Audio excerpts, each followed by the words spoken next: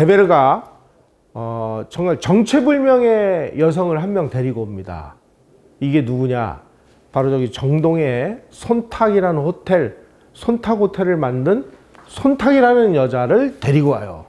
이 사람이 이제 손탁인데, 그래도 조선에 와가지고 뭔가 이 역할을 하는 사람들은 뭐 이 사람은 출신지가 어디고 뭐고 하는 것들이 다 이 기록이 나오는데, 이 손탁이라는 여자는 베베르의 인척이라고만 알려졌지 도대체 무슨 관계인지도 모르고, 그리고 이 사람은 원래 그 프랑스 땅이었던 그 알사스 로렌 지역 출신이었습니다. 근데 보불 전쟁에서 프랑스가 패하는 바람에 이 알사스 로렌이 아주 거기서 이 자원이 많이 나고 그래서 프로이센이 프랑스로부터 그 알사스 로렌 지역을 뺏었어요.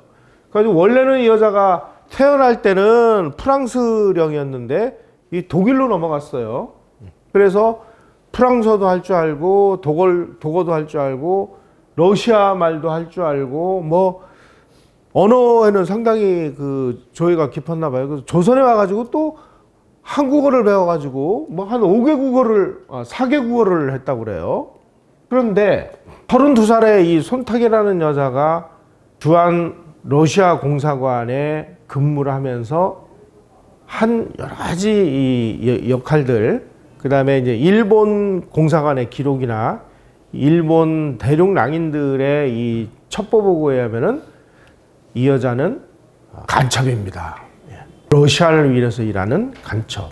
이 여자가 조선 왕실의 이 외국인을 담당하는 촉탁으로 들어가 가지고 고종에게 제일 먼저 한 일이 뭐냐? 서양식 요리를 제공한 거예요. 그래서 고종이 아주 커피를 즐겨 마시죠. 이 여자 때문에 그런 겁니다. 조선 국내부 외국인 접대 업무를 담당하는 촉탁이 되는데 누가 취직을 시켜줬냐? 베베르가 취직을 시켜줬습니다. 하여간 기상천외하게 이 사람이 뭐 출신은 어디고 누구고 뭐고 뭐 학교는 어디서 나왔고 공부는 어디서 했고 이런 기록은 전혀 없습니다. 그리고 일정한 직업도 없어요. 그래서 베베르가 이제 이 사람이 요리도 잘하고 뭐 서양 환경도 잘 알고 그러니까 곁에 두시면서 뭐 필요한 일을 돕는 일을 하시면 아주 도움이 될 겁니다 하고 이제 베베르가 고종에게 추천하니까 이 여자가 양식 요리를 이제 만드는 이 일을 담당을 해요. 이때서부터 조선 왕실이 외국인을 위한 파티를 정말 엄청나게 많이 여는데 그때마다 이 수라상에 오르는 이 서양 요리는 전부 손탁이 만들기 시작했습니다. 기록을 보면 손탁이 요리 솜씨가 있었던 것 같아요. 그래가지고 하여간 뭐 서양에서 온 사람들이 제대로 된 서양 요리를 언제 먹어볼 기회가 있겠어요. 그러니까 뭐 손탁이 요리해준다 그러면 와가지고 뭐 문전성시를 이루고 이제 이런 일이 벌어진 겁니다. 외국 기빈을 위한 만찬에는 언제나 손탁의 요리가 올라갔다고 합니다. 고종에게 커피를 먹인 것도 손탁이고요. 나중에 고종이 아관파천을 해가지고 러시아 공사관에서 1년 좀 넘게 그 러시아 공사관에서 왕조를 통치를 해요. 정확하게 날수를 따져보니까 372일간 한 나라의 국왕이 남의 나라 공사관에 들어가서 거기서 통치를 할 때 이 고종을 위한 수라상을 누가 차렸느냐? 손탁이 차렸습니다. 어쨌든 이 여자가 25년간 조선의 외교계를 막 주름 잡으면서 서울 외교단의 꽃이다, 정치적인 마돈나다, 풍운의 여걸이다 이런 식으로 알려졌습니다. 외교관 중에서 가장 오래 조선에 체류했던 사람이 알렌이라는 사람인데 이 사람은 이제 주한 미국 공사관 무급의사로 와서 21년을 그 조선에서 근무를 합니다. 근데 손탁은 25년간 근무를 해요. 자, 근무를 하면서 그러면은 요리만 했느냐? 그렇지 않습니다. 사료를 보면 고종이 그 이모군란과 갑신정변 뭐 이런 그 난리가 벌어지니까 이제 창덕궁을 떠나가지고 창덕궁으로 가 있다가 다시 경복궁으로 오면서 건천궁이라고 그래서 여기를 자기 이제 이 살림집으로 꾸미는데 그 살림집을 꾸밀 때 손탁에게 건천궁의 실내 장식을 서양식으로 좀 꾸며달라. 그래가지고 왕이 자는 그 침실에 침대를 갖다 놓고 그 다음에 서양식으로 개조를 해요. 그 다음에 주방 식기류도 전부 프랑스에서 요리 도구, 그 다음에 접시, 그릇 이런 거를 수입을 해와요. 집기류 가구뿐만 아니라 국왕 침전에 침대를 들이고 바닥에 양탄자를 깔고 그래가지고 건천궁을 전부 서양식으로 꾸미고 그리고 여기다가 전기까지 집어넣어요. 대한제국을 선포한 다음에는 황실 의전 담당인 황실 전례관으로 채용을 하는데 황실 전례관으로 채용을 하면서 이 사람이 무슨 짓을 했냐면은 고종의 비자금을 관리하는 역할을 맡겨요. 저 기쿠치 겐조라는 사람은 조선에서 이 정보 활동을 했던 일본인인데 이 사람이 손탁에 관해서 뭐라고 기록을 남겼냐면은 러시아 인류의 외교 정략은 먼저 손탁에 의해 제1보를 내딛게 되었다. 다시 말씀드리면 고종이 러시아를 한반도로 끌어들이는 제1차 조로밀약, 제2차 조로밀약, 아관파천, 기타 등등 이런 모든 일에 바로 손탁이 개입이 돼 있었다는 뜻입니다. 왕실과 러시아 공사관 간에 비밀 연락, 그 다음에 베베르 공사와 조선정부 간, 그리고 베베르 공사와 고종 간의 비밀 연락은 손탁이 담당을 했고요. 그래서 러시아 공사 간의 비밀 정보원 역할을 했다. 그래서 민비가 중심이 돼서 인아거일책, 러시아를 끌어들여서 일본을 물리치는 정책이 바로 손탁의 조종에 의해서 진행이 됐다. 이렇게 기쿠치 겐조가 정보 보고를 한 내용이 발견이 됩니다. 아니 여러분, 이런 사람이 간첩 아니면 뭐라고 불러야 돼요? 뿐만이 아니고요, 베베르와 손탁에게 설득당한 고종과 민비가 너희들 말이야, 이 러시아를 한반도로 끌어들이면 너희들 나라 망해. 그러니까 러시아는 절대로 끌어들이면 안 돼 하고 그동안에 귀에 못이 박히도록 그렇게 충고를 했음에도 불구하고 러시아를 덥석덥석 끌고 들어온, 다시 말해서 러시아에 대한 공포감을 깨끗이 잊고 조선을 러시아로 끌어들이는 친러 외교를 진행한 이유는 바로 이 손탁이라는 이 미인계 덕분이다. 이렇게 정보 보고들이 쭉 나옵니다. 고종이 러시아하고 수교를 한 데 이어서 제1차 조로밀약, 제2차 조로밀약을 하니까 영국이 거문도를 점령을 하죠. 거문도를 점령한 이유는 러시아 너희들이 한반도에다가 부동항을 만들려고 하면 전쟁을 벌이겠다라고 하는 의지의 표현이었습니다. 이런 식으로 러시아를 한반도에 끌어들이는 게 얼마나 위험한 일이었는지 다시 말씀드리면 21세기로 잠깐 시각을 돌리면 지금 미국과 중국의 신냉전이 벌어지고 있는데 한국이 미국과의 한미동맹을 깨고 중국으로 투항하려고 하는 것이 얼마나 위험한 일인지 이렇게 아마 바꾸시면 쉽게 이해를 하실 수 있을 거예요. 150년 전이나 문재인 정부나 똑같은 불장난을 벌이는 거죠, 이게. 이 무렵에 한국과 일본과의 관계를 외교문서를 통해서 아주 깊이 분석을 한 사람이 다부아시 기요시라는 사람인데 이분이 남긴 기록에 의하면 이렇게 되어 있습니다. 국왕과 왕비, 척신과 상신, 상신은 영의정, 좌의정, 우의정을 얘기하는 겁니다. 이 사람들은 나라를 통치할 자신을 완전히 상실했다.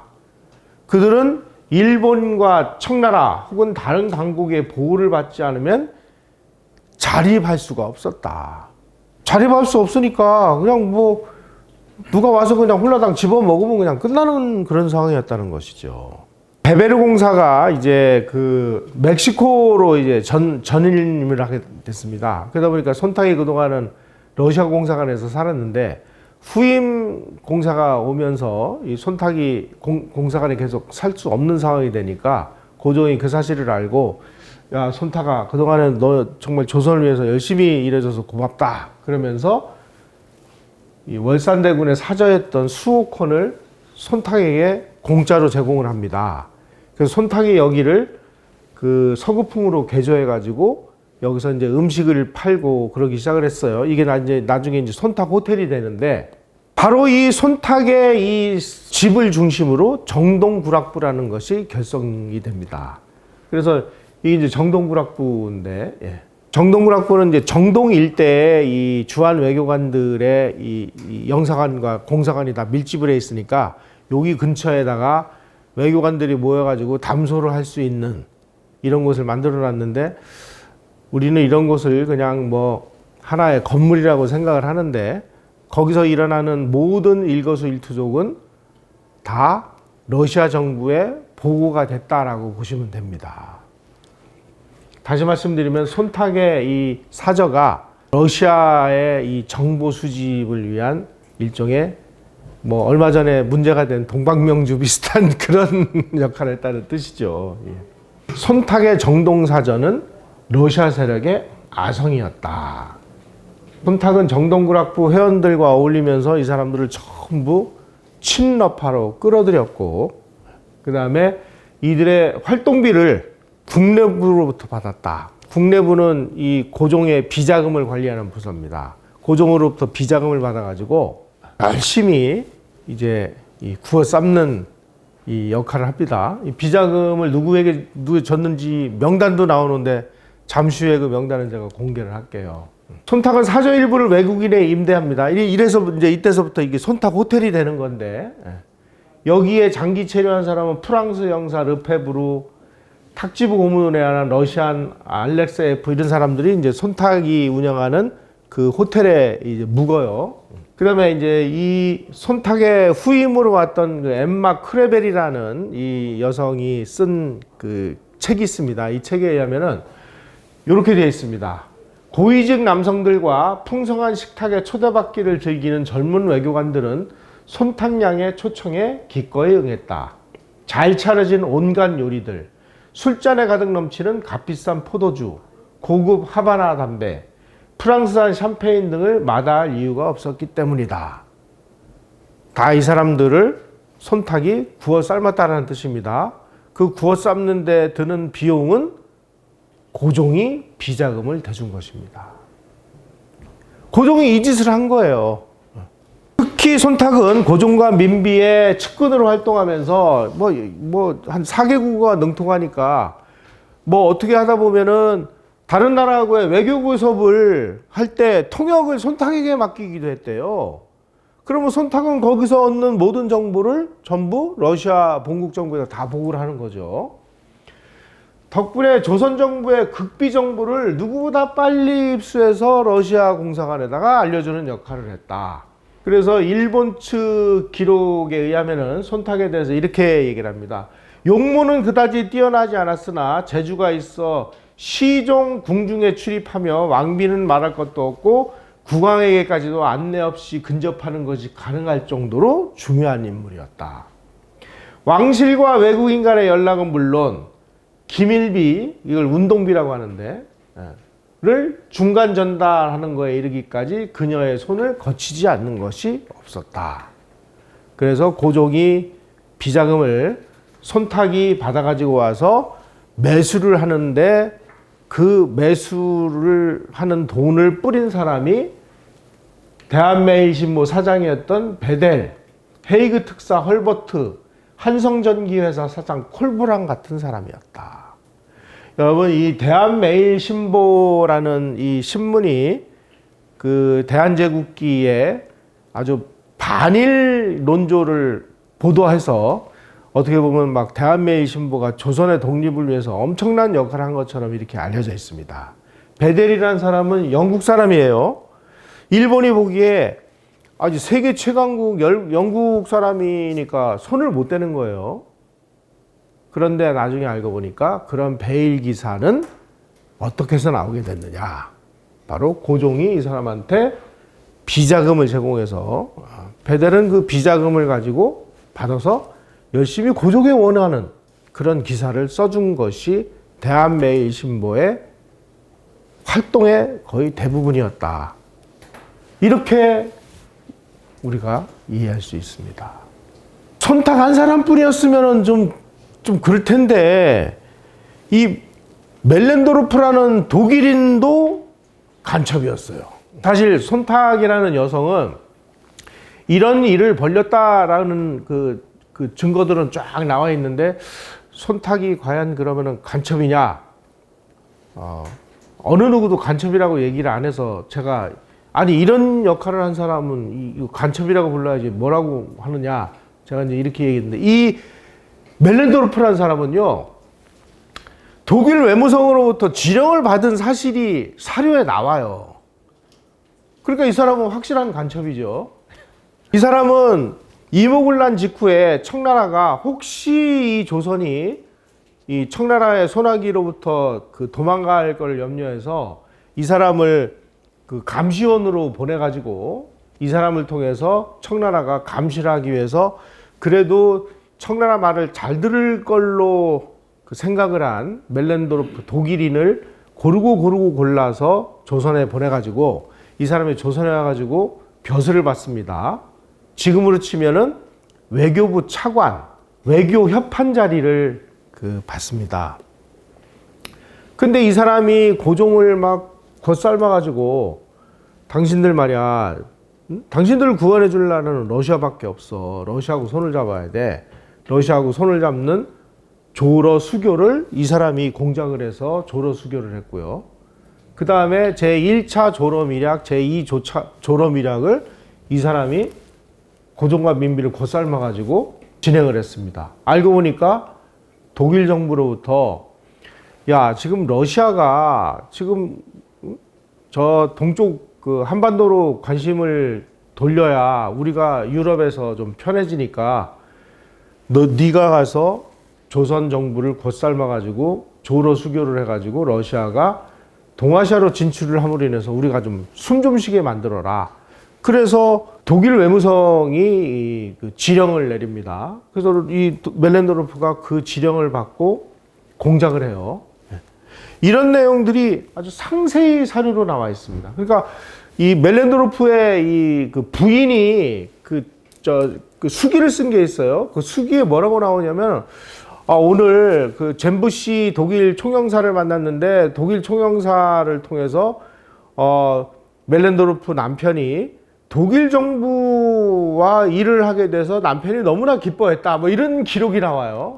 누구를 통해서 어떤 지령을 받았는지를 입증할 수 있는 사료들이 있습니다. 결국은 이런 식으로 그야말로 이 간첩들에 의해서 조선이라는 나라가 완전히 이제 조선의 모든 이 핵심 기밀이 그냥 술술술술 다 빠져나간 것입니다. 그럼 일본은 그러면은 간첩이 없었느냐?